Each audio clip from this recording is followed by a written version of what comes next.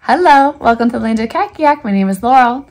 Today is my mid-year kindergarten homeschool curriculum update. Okay, so we have made it into my 5th copybook. So far this year for kindergarten, we have gone through the 2nd, 3rd, 4th, and now we're into the 5th. We're about halfway through the 5th copybook. Yeah, there's 6 in total. So I anticipate that we will do all 6 this kindergarten season. And I use this as my container method for what to have them do each day in their subjects. I say they, I only have one. I don't know why I said that. For my one kindergartner. Okay, phonics and reading. We're using the McGuffey primer still. Number Stories Book 2. I just did a video of, join us for a lesson. I will link that in the description box. Bible, Leading Little Ones to God. Our current read aloud is The Complete Tales of Winnie the Pooh. So we're currently in a science period. We go between like social studies and science. A shell is cozy. Okay, let's take a look at some of our work, what this looks like in practice. So just so in case you haven't seen this before, the blank copybook. So we have our phonics and reading and writing pages. These are part of they've been continuing, since I think the 2nd copybook. I started the alpha phonics progression here. And this one comes with all of these in flashcard form too. So I went ahead because I was planning on using alpha phonics when I made these, started using them, but then I switched back to Teach Your Child to Read 100 Easy Lessons. So these are like in the order that they appear in the lessons in alpha phonics. So I just went ahead and put these in alphabetical order, and so I can just pull these as they come up in my McGuffey primer, because that's what we're into now. So I do have this that I'm using alongside this and this, right? So I have these phonics flashcards that I'm just pulling out what is covered in each lesson to make a review pile. So we have been working on lesson 16 for a while. And I don't know if you can see, I wrote it in, but it's the ER, and I just wrote the little R for and the U, E. I put the little E on there, like in Sue and blue. And then we also have OO here for new. So they tell you what to focus on. So I just find those cards and pull those. So he says OO, OO. This E is from previous lesson. Old, right, for previous lesson. And then I have these flashcards that go along with the primer that I made for every lesson. And I'll link these in the description box for you too. But so we also have the words from the lesson, right? And so we play games with these. I have 2 of each word so we can play memory. We also use these, we've started using these to play spelling hangman with our reading words. Since we aren't doing like spelling yet, I have been doing some dictation with these words, spelling hangman with these words, right? So you can just like put these words out so they can see what are the words that you're going to be playing with from your lesson. Make sure I don't have any repeats. Right? And I'll show you what I do. I have a little printout for hangman, but you also can just get like a blank piece of paper and put it in one of these, and we've just been doing, hangman on here. So I'll pick, say my word was hold, right? And I'll just write the alphabet out for him, usually in better handwriting than this. Right? And then he starts guessing, and we just cross things off as they go or whatever. But he really likes to play hangman, so we've been playing that. We've added that kind of into our reading activities, reading and writing activities. So like we play memory, and we do right pile, wrong pile, of course, and we do spelling man, hangman right now. I always say spelling man. I don't know why I say it that way. I can't stop myself. Spelling man. Okay, so I just keep whatever his current lesson flashcards, and then his review pile, phonics review pile, clipped together like this. And I just have a little envelope that I stick the ones we haven't done yet.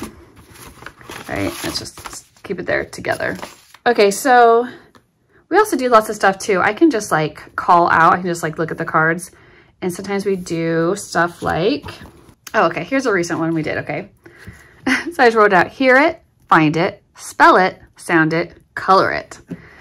So I will usually tell him what row or what column it's on, just because it's also a chance to teach him what column and rows means. But so I would say, I think I just said twa, just threw it in there, even though it wasn't one that was in our review pile, because he should be able to sound that out as a blend. But say I said ooh, like in Sue. Because in this lesson, we specifically have 2 ooh sounds. And so I will specifically say ooh as in Sue, and it's in this column. So he heard it, he found it. When I say spell it, I want him to say U-E. That's the spell it. Sound it, ooh. And then he colors it in. If I say, yeah, that's right, then he colors it in, and then I was just writing in like Sue. And we also did, I think I wrote in here, we also did right pile, wrong pile that morning. I think right before, after we did this, we did right pile, wrong pile. And I just wrote right, R, W, wrong. And I wrote down the ones he got right. And the only one he got wrong was her. He was still struggling with that one. He's not as quickly remembering the ER go together. So he's saying like he-er or he-er. So that's why I just stay on the same lesson until all those words are mastered, until his brain starts picking up that pattern. ER together is one unit. And then we did a speed read round, right? So we went right pile, wrong pile. And then I went back through them. I'm like, go as fast as you can, you know, because he thinks that's fun. Okay, so yeah, lesson 16. Then we would like read the lesson. He would read it out of the primer for me. And then I just wrote, because I was noticing we ran into, I think the word she in there. I think SH was one we've gone over before. But he was like, doing like sahi. And I was like, nope, you gotta, again, you gotta go over that SH. So I should go back to one of my previous piles and pull out the SH, because I don't think it's in this one. It's in one of my previous books, and I should add it to my review pile. I'm gonna do it while I'm thinking about it. Okay, so I just pulled it from a previous, I think this might have been from the second copybook. It came with that one. But I'm gonna add that to our review pile too, because he was forgetting that one. You have to have some way to keep reviewing stuff, because like he had the SH totally mastered, but then when he sees it in the word she, there's something going on there, because I feel like he recognizes it like in the word fish, but maybe it's because she is so close to he that he's focusing on the HE instead of the SH. Do you know what I mean? Anyways, so that day, because he was struggling with that, we went over she, even though it wasn't one of the lesson words, it's in the lesson. And I put ship, sheep, and later I think I did do fish, because I wanted to try to like change the position in words on different days. Yeah, so we go over phonics, right, using those resources. And then this is writing. So this day I wanted him to be able to, I used the diacritical marks. I'm underlining, you know, digraphs and like glued sounds that we see together a lot. Then I was having him, so he read all those, and again, and we traced it, wrote it. Here's an example. This is actually just from yesterday, where I was doing dictation. I said her, and I'm trying to just dictate the word, not like all the letters, to see what he knew. And he wrote HR, so he's kind of sounding it out, right? And I was like, oh, you forgot your E. He tried to write it on the end. I was like, actually, it's the ER. And so I wrote it in 2 different colors, and he traced it. Let, he was able to spell that by himself. Doll, he could spell by himself. She, he could spell by himself. Ship, see, he's still struggling with that SH. He wrote SIP. I was like, oh, you actually wrote sip. So had him trace it. And then I put fish. I dictated fish for him. Fish. and then he was able to write it. And he wrote 2 N's for some reason, but he got hand correct. Anyway, so that was a day I was like just kind of seeing what he could actually come up with himself, right? Not just like copying it, make his brain work in a little different way, a little harder. Kind of a good check-in to see what are they actually, what's actually theirs, like what knowledge do they actually own at this point. Okay, so that was, you know, reading and writing for us, kindergarten. Next resource, math. This was a lazy day. We just played Shut the Box. I love that game. I will insert a little video of us playing the other day. This has been, he's just gotten really good at using the abacus, but Shut the Box is a good way to get him to practice his, without using a manipulative, right? So he's either having to count them in his head, and I'm teaching him how to count up. So when he rolls 2 dice, you know, what I tell him, take the highest number first, say it's like 6 plus 3. So he'd say 6 for that 6 dice, and then he can count 7, 8, 9, right? For those 3. So I feel like this is, Shut the Box is good for building his mental math up. But here's a day of math we did the other day, and I did a whole math video on it. All right, we're using Number Stories Book 2. So if you want to see more in depth about that math, see that one in the description box. But I thought I might show you, see if there's anything, like some variation on the days. Like some days are heavier than others. Some days, if you're short on time, just play Shut the Box. Here's another day we did, right? So he was practicing writing his number words, and as a warm-up, we did page 103. So that's like something you can do. You're like, at this age, the math is easy enough that you really don't need any teacher guides or anything. So I said the last 2. So it was these 2, which is most, 284, 375, or 691. So that's which one was the most? But I had him do, we wrote it out, and I had him do the greater than, less than signs in there. And then I just asked him which one was the most, and he just like pointed them out to me.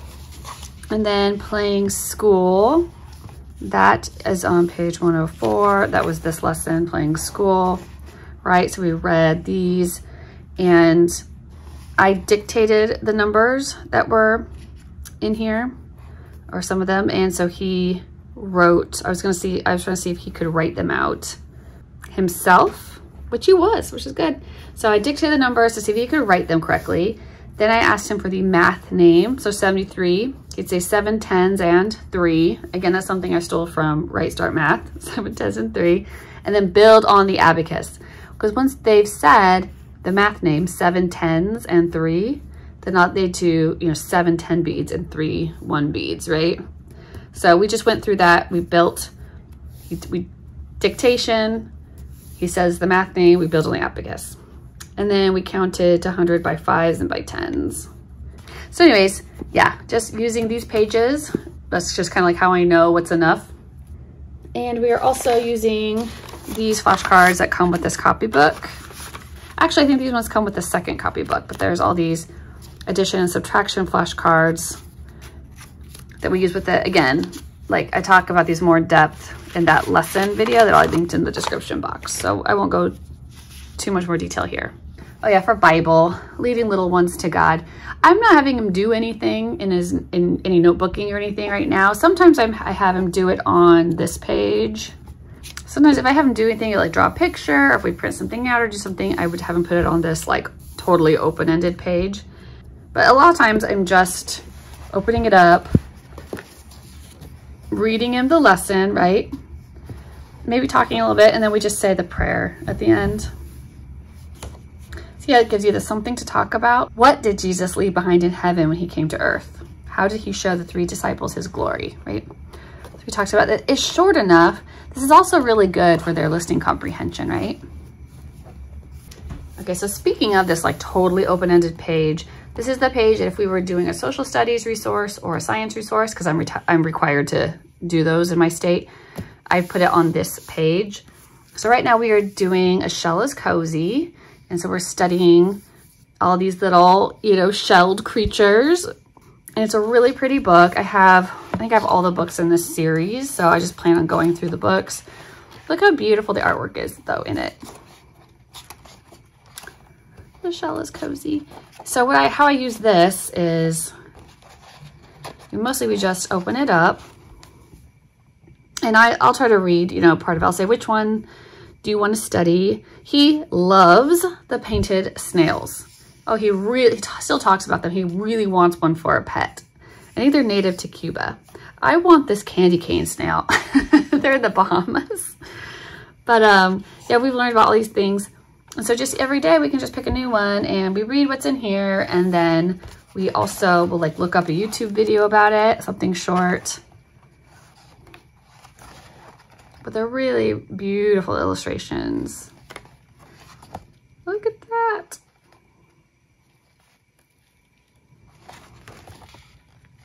Anyways, they're really cool. Look at the dwarf snail.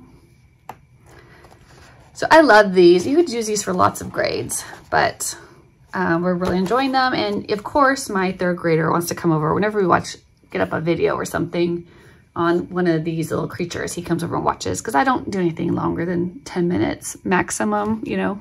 Let me see if I can show you something that he's done in here. Oh, okay. So this day, the sea snail anatomy. I gave him some tracing paper. Here's the sea snail, right? He did his best to trace. He didn't want to color it, so I didn't make him. And then he cut out around it and I helped him tape it in. And then he wanted me to do the labels though. He was like, Mom, do it, write it. So I wrote in all the labels for him. And of course we watched a video on sea snails and we saw how they reproduce and stuff like that. This is fun, like to kind of study before like summer comes up and you wanted to go to the beach. This one we were learning about the queen conch, but I just printed out because I looked up a video on the life cycle and I printed it out and he cut it out and he taped it in himself, but he did it upside down. That's okay. Okay, so I'll just move on to the next one. The next one is just like our book list. So of course we're wanting to build their vocabulary, build their listening comprehension leads to reading comprehension, right? So I have a little book list. I think I'll link it for you. I have a little document that has like my book list to use with the copybooks for read alouds and things like that. But we are currently reading Winnie the Pooh. And this is just a book, you know, I already had it. But look how great the illustrations are. These just make me so happy. So I just read probably a chapter or half a chapter to him. And he likes Winnie the Pooh, so it isn't too hard to keep his attention. And they give us fun things to talk about. And then he does the he tells it back to me. Where he tells me, I'm like, okay, what did we just read? What happened? And you got to catch him like right away. Don't let him run off right after the story so he doesn't forget. But tell him as many details as he can remember.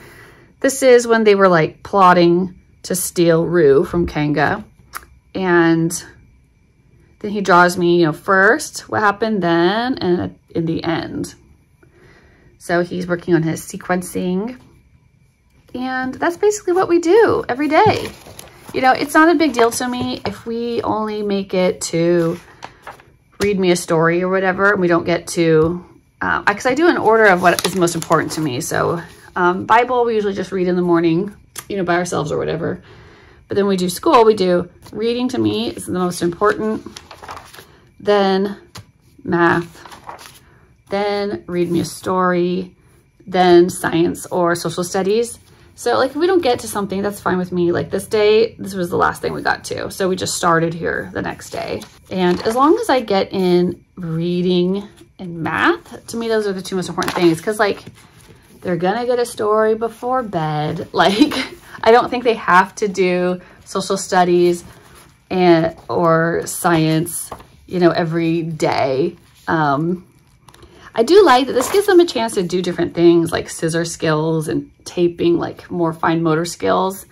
So I do like that this kind of builds that in. You know, some days we paint what we learned about. He'll paint me a picture, or Yeah, he was drawing the candy cane. He traced the candy cane snail. This is it on a tree branch, he said. Oh, this day, it was one of the days I tried he really didn't want to draw that day. He was so over it. And so I just wrote down what he said, which I think it's fine to do every once in a while. I don't want to have to do that all the time. Here's some more math pages. This was the missing number. This is from the book, right? There was like a blank spot. So I just colored in. I like to make it colorful for him, as you can see. It makes it more fun for him to do. But, you know, he figured out with the abacus what number was missing. So they're like already doing algebra, aren't they? This was one where I, you know, left out a letter and let him, you know, I said the word and then he filled in the missing letter, which is also a fun thing to do for their like phonemic awareness. Anyway, so yeah, we're just working through this and we are having a really good time and we have these little keepsakes. Of course, I keep these when we fill these up. Then I have a work sample already done, right? But we put these on their, I've said this before, on their bookshelves up in their room. And so they're like constantly going back and looking at these. And oh, here's his favorite. I won't lie to you. I painted that sea snail or that painted snail. It wasn't him. He did this though. He did the tracing and colored in on the tracing paper. And we were both painting, but I think something like Jesse came home and he lost interest. And I was like, I'm going to finish my snail. So I gave it to Bo and he taped it in to his page. But I keep them up on their shelves so they can just keep looking through these whenever they want. And they just get review all the time. And this was, Jesus showed his glory. We actually did find a picture on the internet, like a painting of the Transfiguration, and put it in. So yeah, we're just having a good time and he has something to look back on. Really nice and easy. You don't have to buy like expensive curriculum for kindergarten. You can build your own, you know, this printable is $5 for the PDF. You know, you can put it in a binder. If you have a binding machine like me, you can coil bind it or whatever. You can make little daily or weekly packets and you just staple them, like, you know, just whatever. And then just pick up some books that you probably already have. Like you think, oh, I have to do science. Like that's always stressful. Oh, but maybe you don't. Maybe you have some books on animals that you can use for science for kindergarten. You know what I mean?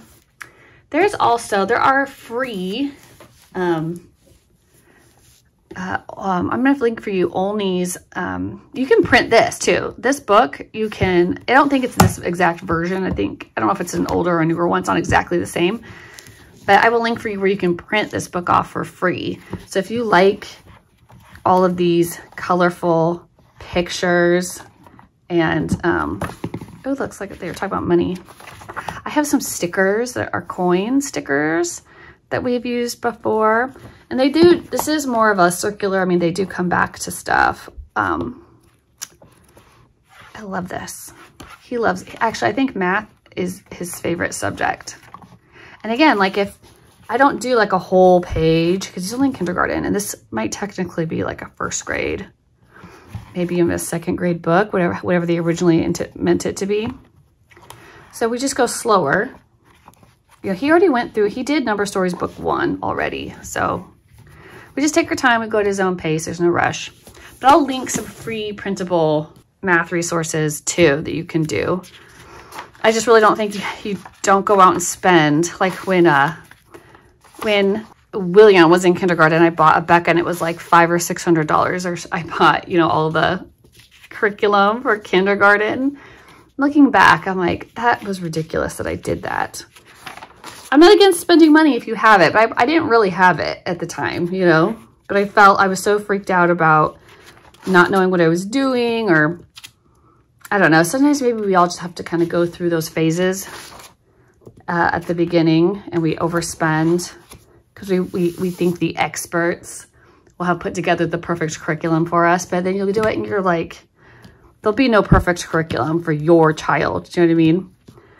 Anyways, so I like notebooking because it allows me to stop when we need to stop, focus somewhat more on what we need to focus on, and not be stuck like in a workbook that's just pushing them forward. Like there's never any stopping in the workbook. You know what I mean? You'd have to go grab a notebook and do more work for a while and then come back to it. That's so messy. I hate that. So self-pace.